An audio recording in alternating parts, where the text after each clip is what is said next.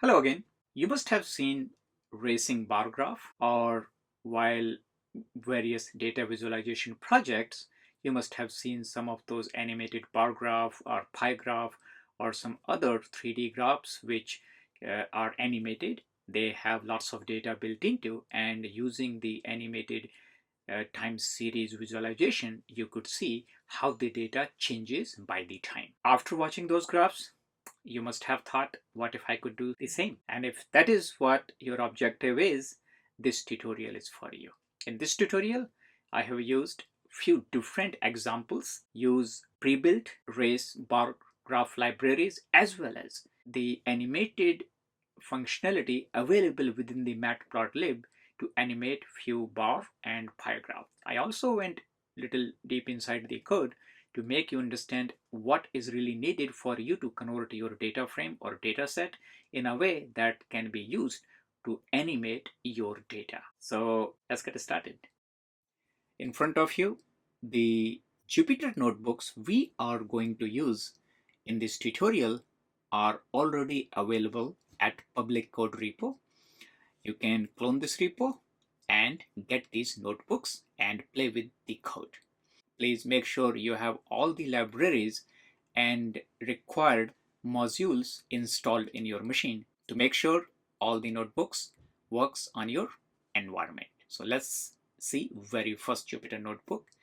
Here, as you could see, these are the three notebooks I have, and very first thing I will show you one pre-created notebook which I found on GitHub. So I'm just using that notebook as it is. You can get this notebook directly from this location if you are interested, and there is a Medium article also available by this article writer, and you can learn a lot from there.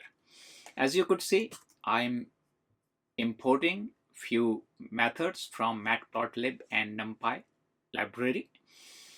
Next thing, generating some of the numeric data so a sine wave can be created, and a sine wave data is being plotted using Matplotlib library. This is very important.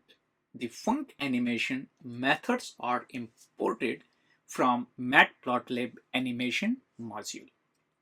In the next step, we are going to use the Matplotlib interactiveness plotting method to create the animated graph. First cell here, we are enabling the interactive plotting within the Matplotlib. Next, we are importing this very important method, func animation, from Matplotlib animation module. If you are getting error in this step, make sure you have the latest Matplotlib library installed with your Python runtime environment. If you will not have latest Matplotlib library, you might not be able to use this function. In the next step, as you could see, we are using Matplotlib subplots method to create these two objects, and this AX object it used to render the plot, and the numpy.syn method is used to generate the sine wave data.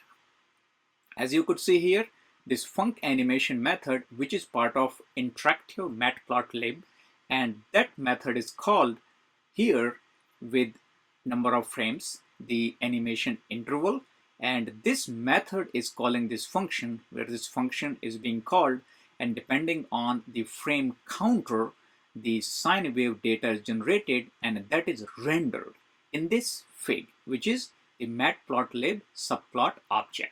So this func animation is the main method here, which does all that work, and the result of this func animation method are stored on anim object, and that object is what can be used later to save this animation data. But initially, once this fig object, which is part of Matplotlib subplot, that plot is animated plot is visible with this matplotlib.show method. So let's start this. And as you could see here very quickly, with this Matplotlib interactive enablement, we could see this sine wave is working. It's a very simple way, and very quick way you could generate the animated graphs. Now the animation is created using the embedded HTML5 video. And in order to have that video, you must have FFmpeg library available in your local file system so it can be used. Here in my machine, I already have that library available in this path. And just to make sure I do have that path available, I will open cell and I will make sure that we verify it. At this point, you can see that this particular file is available in my file system, and that's why I am using it. So very first thing, if your objective is to create the animation using embedded HTML5 video, make sure you download this library. And to download this, I already have this URL ffmpeg.org, and depending on your operating system type, you can download those binary required for you. Once you have that, make sure your environment is set and required modules are loaded. As you could see, everything looks fine here. In the next step, as you can see here, the code is almost identical. There is not too much changes in this code here we have. As you could see here, the next option is that we are using any ANIM or animation object where the func animation results are stored, and using this animation and trying to render it to HTML5 video. Rest of the code is exactly the same here at this point. So if we take this and we try to use this anim object and run it, as you could see here that it is still using this animation data which is here, and we are just rendering that data here. If you would want to make it slow or fast, there are a couple of things can be done, and at this point I will be using this method. So you could see the differences here. I could say interval is 100, restart this, and interval is slow down here. If you want super fast interval, now we have done this, this will be quite faster here. If you would want this plot to be big, you can make it bigger by changing this subplot area, and here you could define the size what you would want. If your objective is that do not repeat this animation, you could use this repeat equals false, and if you set this way and if you run here, depending on its interval timing, it will stop here. You run here and it will stop. So repetition is not there, but if you make it true, it will be keep. It's a pre-built Jupyter notebook written by some other gentleman. I just wanted to show you that very quickly how you could use Matplotlib interactive plotting or the embedded HTML5 video component to build the animated graph. If you want to save them, you have option to save either MP4 or save the GIF file. These things can be stopped too, and if you look here, you could see that sinewave.gif and sinewave.mp4 file is available.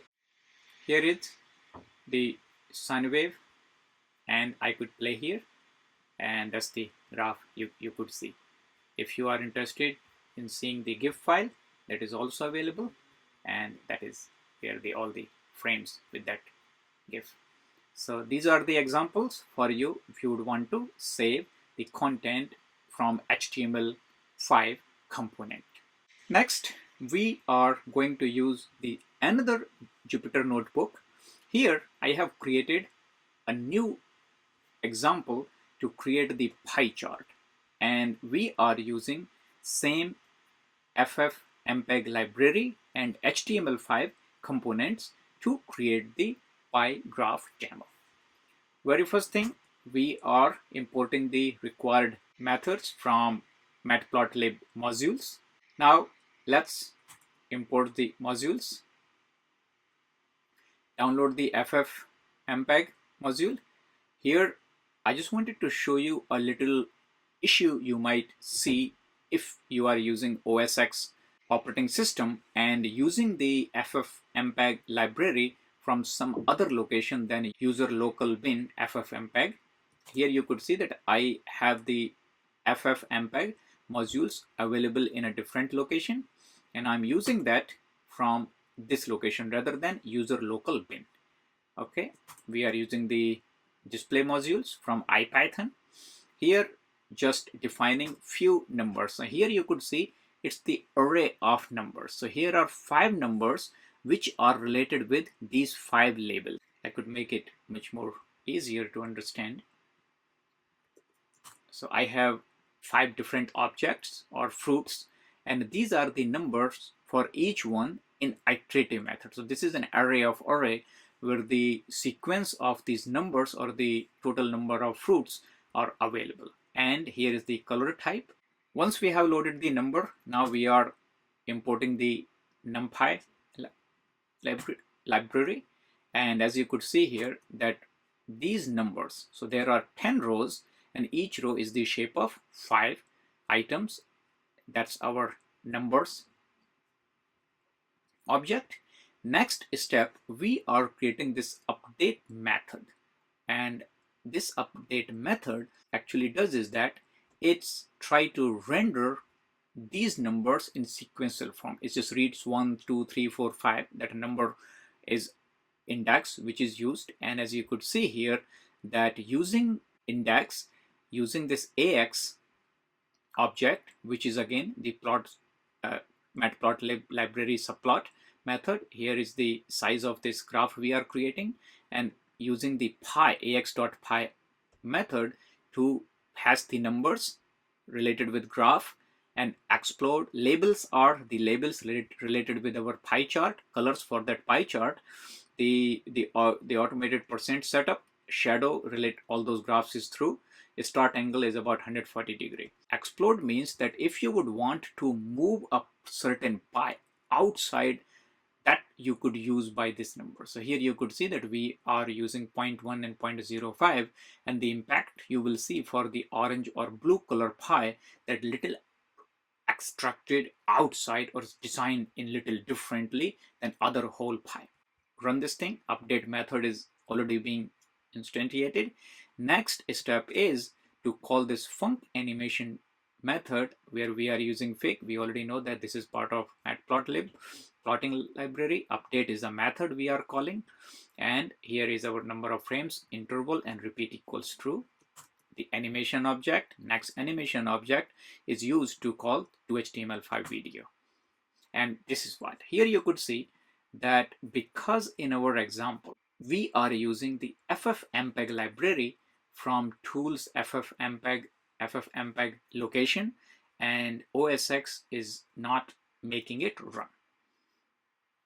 So there are a couple of options you could do. One is that you could make sure that this particular library is ready to run. Second, you also need to make sure that you have security enablement to make this ffmpeg library to run.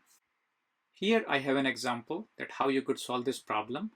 When this dialog box is open, visit to security and privacy at your OSX settings, and here you could see that ffmpeg was blocked.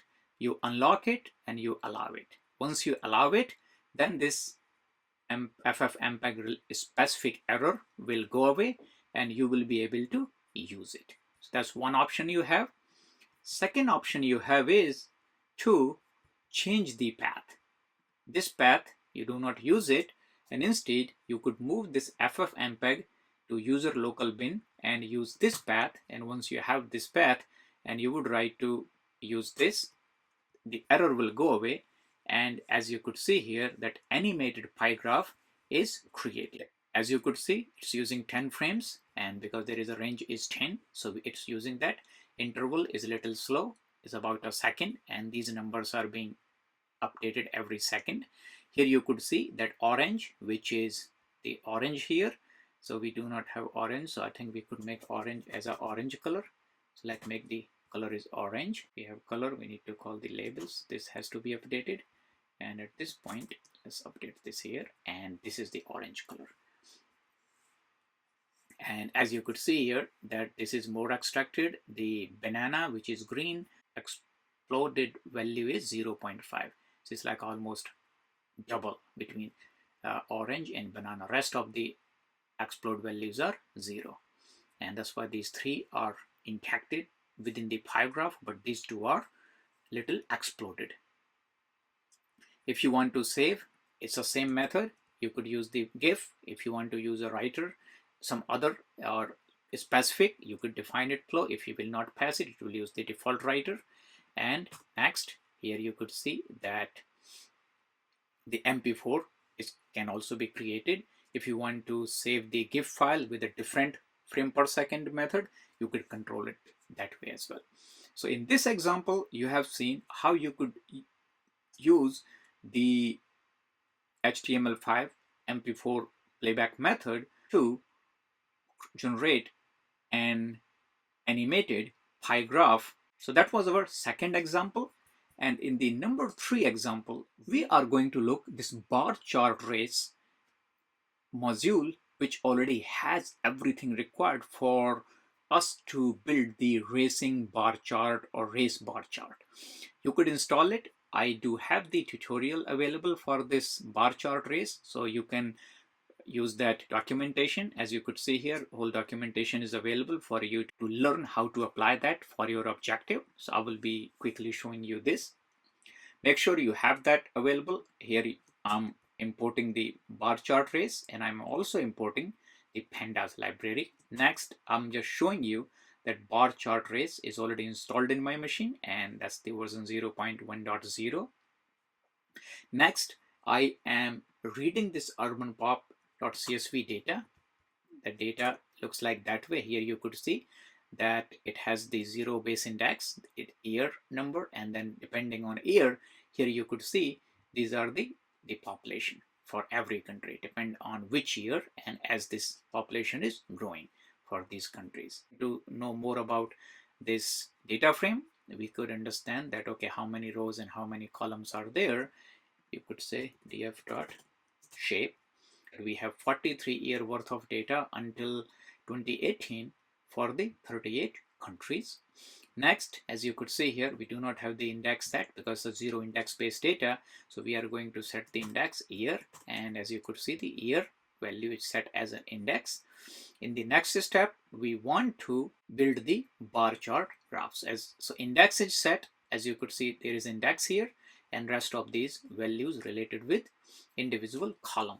And the title is population growth for our bar chart race, and we are creating a very quick graph here. This graph is using this data frame, which we have already ingested, and make sure that our index is set. As you could see here, this graph is created with most of these rows pre-populated. As you could see here, we have about 37 columns. It's a horizontal graph where these numbers are rendered horizontally for each column, and it looks like that all those columns, almost everything is pre-populated, and the data is started with the racing bar graph. As if you could see here that the 21 second time frame is given for this graph to run complete, and after that it will try to restart again. So we will pause it because we do not need to make it run again. Next, we are using the same data frame, but we are making sure that start only with the 10 bar and keep adding as needed, and make the horizontal orientation fixed order, and C map is prism. So color map is prism. And let's see how this visualization look like. As you could see here, the bar graph started with horizontal orientation and about 10 bars to start with. Because of the number of bars is set to 10, only the top 10 values will be used.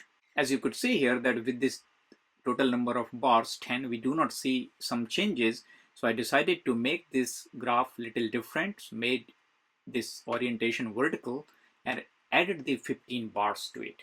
Rest of the settings are same. Here you could see that the 15 values we see the data is started with,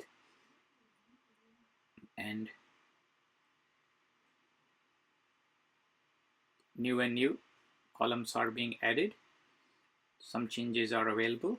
That's all I wanted to show you with this pre-built library. If you want to save this bar chart data frame, make sure that you are using the same data frame, and you could save that data to the disk, and after some time this population.mp4 library will be created with this desired plotting size, which you could share with others and play offline.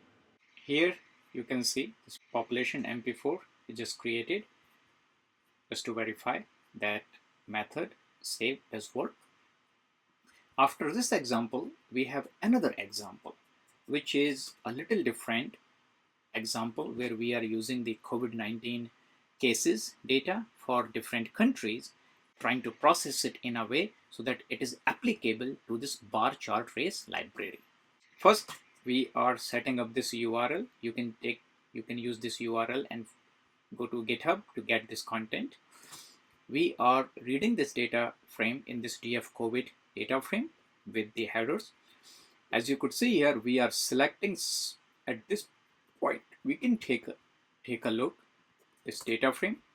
As you could see, it has 228 rows and 741 columns. So columns has these different date where the number of reported COVID cases for each country, all the way from this date to the 21st January 2022, up from 21st January 2020. It's about 2 year worth of data.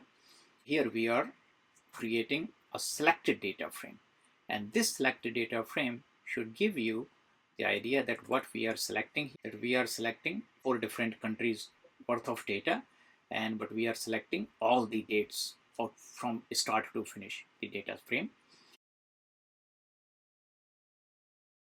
In this next step, we are creating the filtered data frame. We are using the transpose method, and we are selecting only 4 countries we are interested into. So we are transposing our data frame in a way that it's applicable to the racing bar graph library. As you could see here, we have data as these values.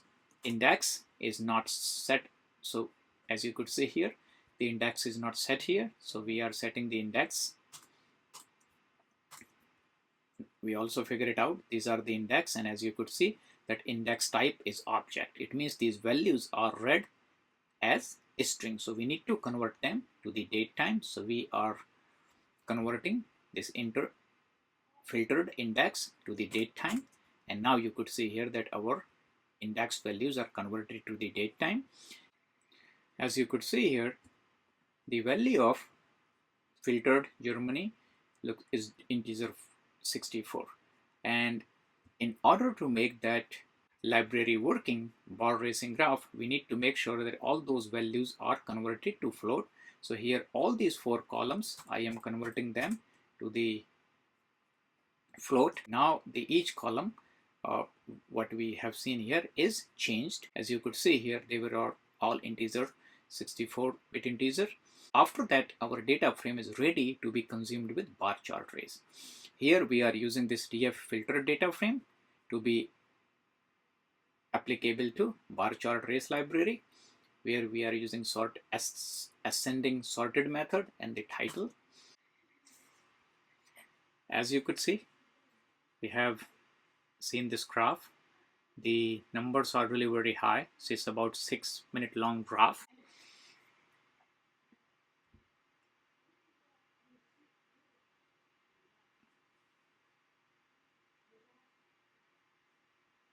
But this graph is designed for 4 countries only. So you will not see more data here, but at least you can get an idea about how we could use a data set and transform it in a way so that it's applicable to this racing bar graph library. I will stop it. Next, if you are using this or bar race graph library, it comes with a COVID-19 tutorial dataset. Here in this example, we are loading a default dataset. It's a 1010 size. This is a data really look like. Everything is preset. As you could see here, everything is set. So you could see that it's of all the data here float type. Index is already preset, and if you would want to see the graph very quickly, you could run it and you can see this default value. If you are interested to learn more about it, there is a lot in this library. You could use this documentation and you can make your graph much more impressive depending on your need. Before I go, I just wanted to reiterate that all these 3 Jupyter notebooks are already available at GitHub. So please use them and play with it. So in this tutorial, we have used the pre-built Python library to build the race bar graph. We have also used the animated methods or functionality available within the Matplotlib Python library to build either bar or pie graph and animate them. We have also learned how to process your data set or data frame in a way that it's ready to be used for animated graphs or animate the data within your data frame or data sets so that you could create animated data visualization. I hope you have enjoyed the tutorial, and I will see you in my next tutorial. That's all, my friends. If you have enjoyed our content, please like it, share it, subscribe it. And finally, please remember, be good and do good. Thank you.